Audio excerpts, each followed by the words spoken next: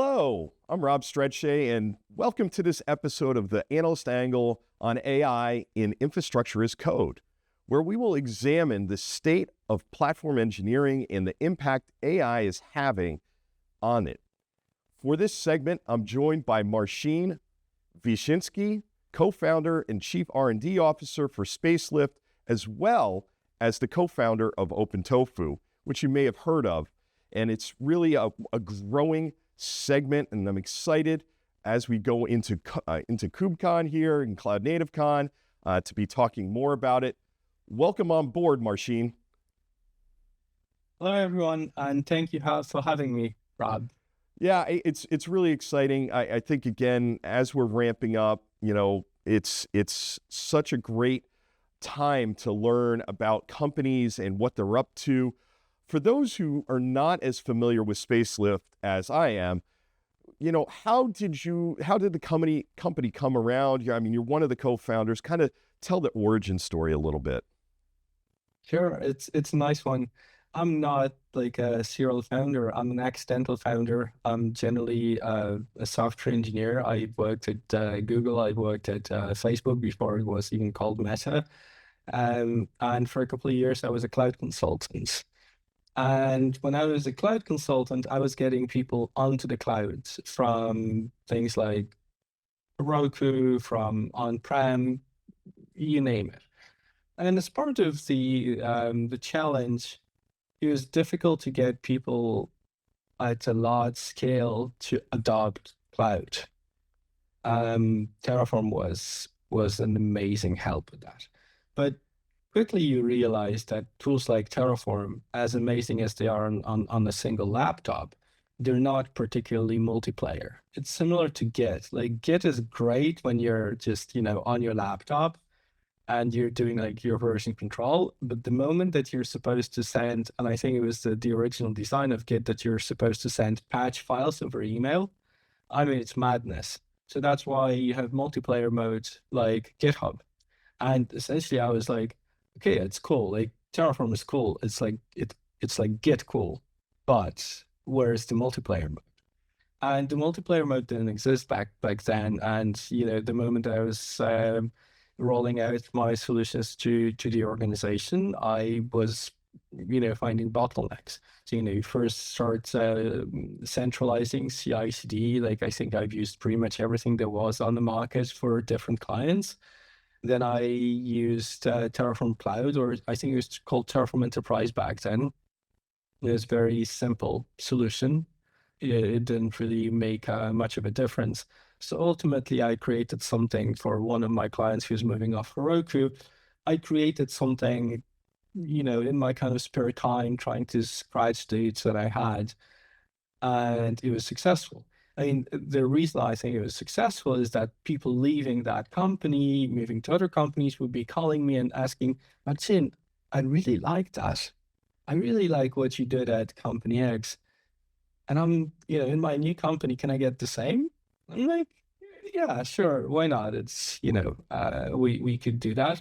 But at some point I realized that if so many people are asking, then there is definitely an opportunity here. So I decided to actually go to IaCConf and say, hey, I think I have a few ideas on how you could make Terraform Enterprise better. So I applied for a product manager role at IaCConf. And the interview was funny. Like they pretty much laughed me out of the room. They were like, no, you're hallucinating. You'd call it hallucinating, I guess, in the age of LLM. I don't think they use that word, but they're like, absolutely not. And I'm like, I would love to prove you wrong, because I think that those ideas do make sense. And I started the product. That product turned into a company, and here we are. We raised Series C, and we're a serious contender in this space. So maybe I wasn't so wrong about everything as they might have thought. Yeah, no, I think you're definitely a serious competitor. I think what I love about it is that you've really embraced the community and what's going on, but you've also really embraced, because you have that background and from those major cloud organizations and have been that cloud consultant, I think it's definitely give you different perspective. Myself, having been at AWS, I get what you guys are doing. I think one of the things that I really loved is you just had a significant announcement about bringing AI to help take the toil out of platform engineering. Why don't you kind of unravel that a little bit for us, that announcement, and tell us how it came about and what it's doing? Yeah, it's a good question. We just launched a tool called Spacelift Intent. It's an experimental project, but it's a serious tool already. It's an available open source mode where it's a local MCP server. And there's also a commercial component on top of it for people who want like this multiplayer mode that we're good at. This is a part of Spacelift. The project is called Spacelift Intent, and the idea is to allow people to move very quickly with their infrastructure, kind of basic infrastructure management needs. Technically, how it works is it basically does Terraform without Terraform. So you express intent, and you don't have to learn much to get that intent translated into cloud resources. When you think about this, in the past, you had two ways of getting a resource onto the cloud. One was simple. It's like a caveman. You click on an AWS console, it's there. It's 30 seconds, it's there. You're trying to repeat it, like you're trying to explain to your colleague what you did. Best of luck, right? It's just like, it's quick, it's hacky, it's dirty. Nobody does that. Well, at least in theory, nobody should do that at any level of scale. But the other part of the spectrum is very ceremonial. So imagine like you're a completely new person to infrastructure management. You don't know Terraform, and you're being asked to deploy an S3 bucket for your application.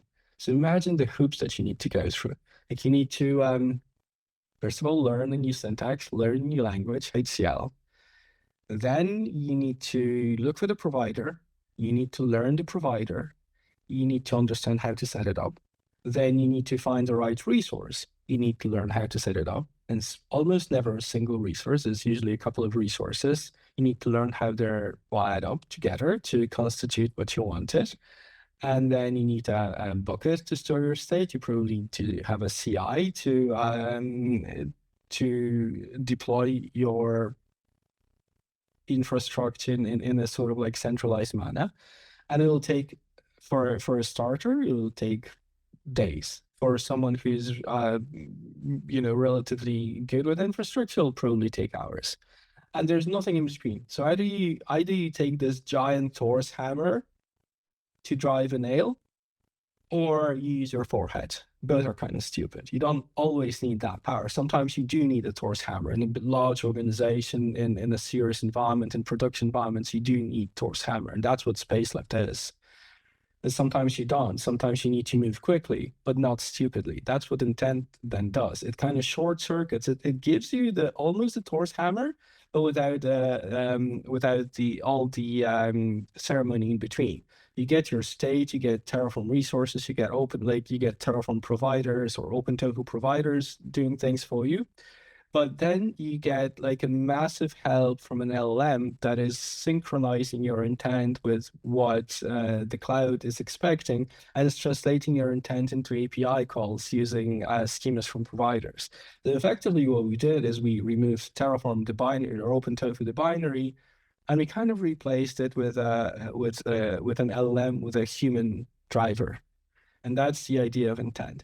Where it really shines is actually a couple of things. First of all, is prototyping. Like you know what you generally want, but you don't know how to get there. So how about we skip the whole learning part, or we teach you in the process how this is set up, but you get your resource like immediately. The second thing is importing resources that were kind of plugged in the console, right? It's a giant thing. Like we assumed when we were starting a space, we assumed that people are terraforming everything in their AWS accounts or GCP accounts. That's never the case. No, it is. Almost every project in Terraform is a brownfield project. It coexists with things that are not Terraform, right? And so if you have a good human-in-the-loop way to import things under Terraform management, or even some sort of soft management by a centralized solution, that's already a win. And that's where Intent shines. You essentially say, I got a bunch of VPCs in this account, please Terraform them for me.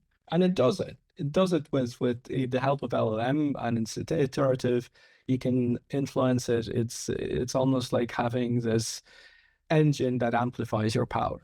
And the third thing that people find, and this is the community discovery, is that it's really good at breaking giant Terraform states into smaller constituent parts. That's something that Terraform never got quite right.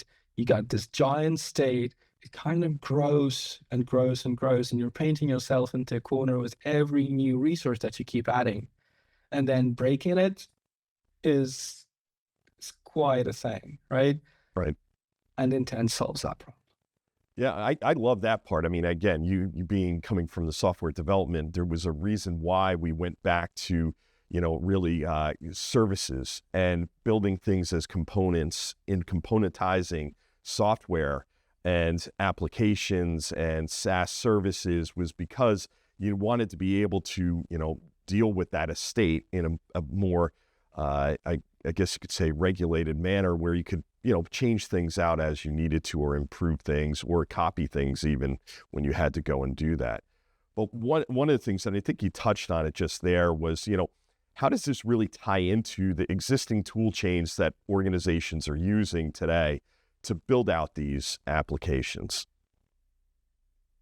I think it lives somewhere in between prototyping or vibe coding and mature infrastructure. So we see it as mainly day zero, where as you're developing, you're more and more using coding assistants, right? And coding assistants allow you to get things to production or to completion very quickly.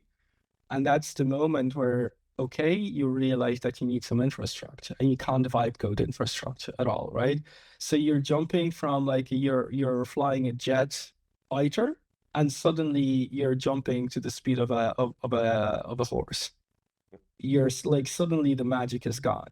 So one thing that we're trying to do with Intent is that, okay, if you're just figuring out what you want to do, you want infrastructure here and there, how about we extend your coding agent, like Cloud Code, with the ability to spin up infrastructure in a controlled way? So like Spacelift will control the capabilities, will have policies that would prevent your LLM from doing something that you would not want to do.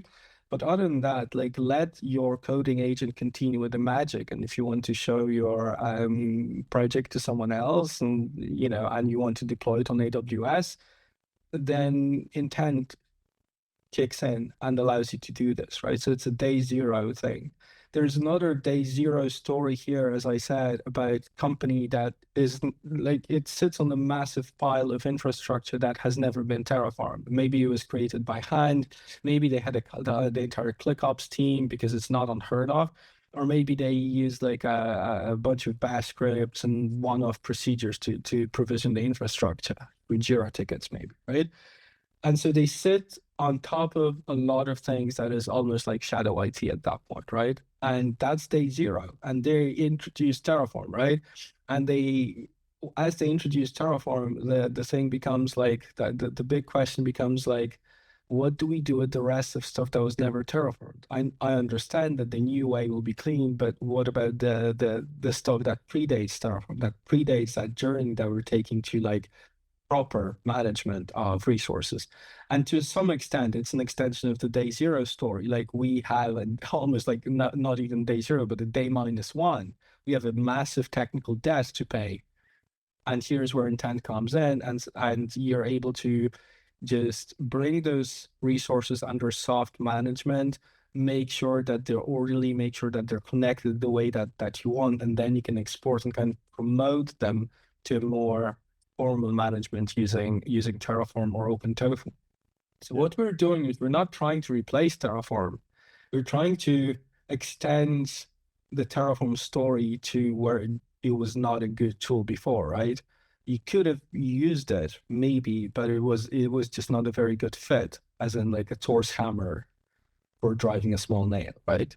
What we're trying to give you is a tool that sits somewhere on the spectrum between just ClickOps and extremely ceremonial, proper, formalized way of deploying things, which you don't always need and which you pay a price for. Yeah, totally. I think, again, being able to go into and understand the code and be able to look at it afterwards before pushing it and things is really important. But one of the other things I think is neat, and, again, we've had some conversations around this already previous, was the fact that you built in an MCP server. Go into why that's so important to bring that API set to Spacelift Intent. I'm a huge believer in MCP. There is a bit of controversy. Some people love it. Some people are a bit more skeptical, especially as Claude now released their abilities.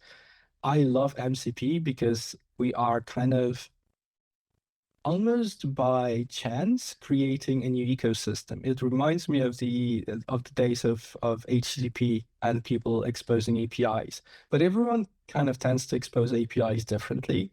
And so something that was a promise of one application being able to talk to another application relatively easily was never fulfilled.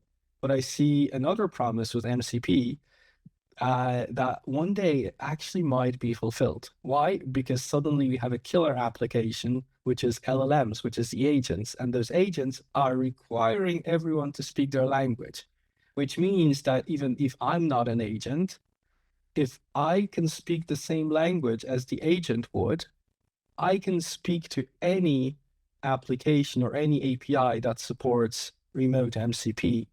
And suddenly I have this common platform that I can build an ecosystem on top of, right? And this is why I believe MCP, like, first of all, supporting MCPs, exposing MCPs is a huge thing, not just for the agents, but it creates a completely new ecosystem. It creates that it fulfills that promise that was unfulfilled since HTTP and REST APIs and Open API and all the other efforts to standardize how applications and users talk to applications, right? That's why I think MCP goes way, way beyond the LLM use case, and that's why I believe it's important for us to build this capability and to open up this opportunity for, interconnectedness between applications. Yeah, I agree. I think it's really neat, and I think we'll see a lot more about that down at KubeCon in Atlanta as well, to put it mildly, now that it's kind of under governance and everything like that, which is great. One of the things, talking about kind of governance, that I think is really needed and I think is really unique about Intent, kind of go into the governance and data security aspects of Intent and Spacelift Intent. The Spacelift Intent has a commercial mode in which we provide a sort of middleware, and that middleware gives the ability for users to protect their clouds, to protect their organizations from LLMs doing not exactly what you want to do. Right, so first of all, we manage the state. We save everything to an encrypted state. So the LLM is fully accountable for what it does. It's easy to see what has been done, who initiated and particular action, what was the result of the action. But you can also set up policies that would prevent certain things from happening, or even constrain the LLM to only a subset of things that it could potentially trigger. I think it is quite important because it uses the same policy as code layer as the rest of Spacelift. So you're like a lot of concern about LLMs and use of AI in general, especially in such a sensitive area as infrastructure, is around accountability and being able to catch any misconfigurations, right? A human can be assumed to be reasonable. You interviewed that human. You're meeting that human as a manager every week or so.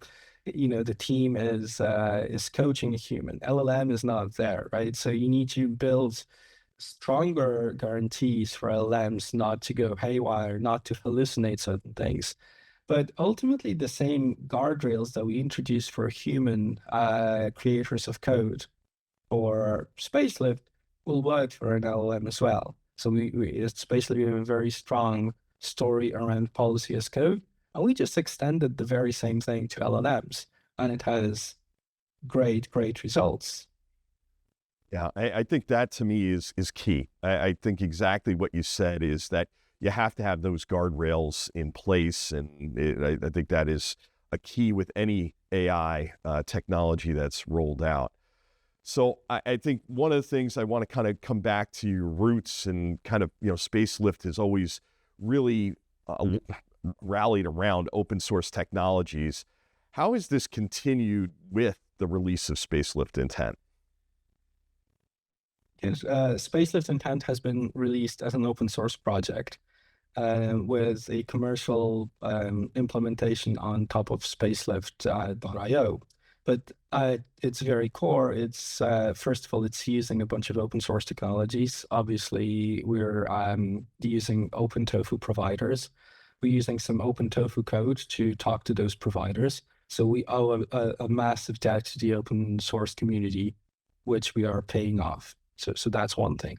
The other thing is that what Intent is kind of like a category creation. It's not just like a better Terraform or a different OpenTofu. It's essentially a different way of thinking about infrastructure and infrastructure management. To a point where, like, sometimes explaining even to industry veterans, we were met with like misunderstanding, or like people are not fully grasping what we were talking about. And finally, when it clicked for them, they're like, oh my God, that's really thinking out of the box. I didn't expect that. Now I see it. I'm like, of course, it's so obvious, right? But what it means is that we're talking completely new paradigms here. And the new paradigms are best built in the open. If people don't understand how it works, if they can't see the code, if they can't play around with it, if they can't extend what's happening, then they will not trust it and they will not adopt it. Then the paradigm will die. And maybe it will be resurrected by someone else, but like trying to close it, trying to guard it very closely, trying to develop it behind open doors is fighting an uphill battle, because ultimately it is the open standards that get adopted. It's the open standards that do win. Trying to get people to adopt closed standards essentially means lock-in for them. And people are really cautious these days about lock-in, especially after what happened with, some of the rug pulls in the open source community. BSL from HashiCorp was one thing, then there was Redis. Now I do believe that the name du jour is mid.io that just left the open source community, to my understanding. I didn't really look into it too much, but people are getting wary of things that are kind of like open source-ish. They're scared of rug pulls. So that's, what we want to do is we want to be extremely clear about, hey, this is Apache, this is open source. You can literally take it, do whatever you please with it, right? And that gives people maybe the comfort and the security to adopt a new paradigm, or at least to try a new paradigm. Yeah, no, I totally agree with that. I think, again, we're big believers in open source. I think, big supporters of it ourselves. I've actually worked at an open source company previously. I think when you look at it, it's going to be a lot of fun as we run towards KubeCon. Any teasers that you have about, what people should be looking into as they come to see Spacelift at KubeCon in Atlanta? We are launching Intent to non-customers. So now even if you're not a customer, you'll be able to use Intent on the platform after signing up. So we are not doing GA, but we're having open season for signups. So that's one thing. I'd love people to try it out. If you want to use an open source version, you can obviously use it now. But if you want to use a version that is commercially backed and it's secured, then I would suggest that after KubeCon, you'll be able to do that. we're launching some of the improvements of our Kubernetes integration, the ability to kind of auto-register our workables in Kubernetes. But most importantly, what Spacelift is organizing as an event around KubeCon is first ever IaCConf, in which we're going to be talking about the future of infrastructure as code in general. Because we kind of realized that we've been doing infrastructure as code almost the same for the last 10 years. And, it's time to start talking about what the future might be. So we've organized 2 infrastructure as code conferences already. They were online.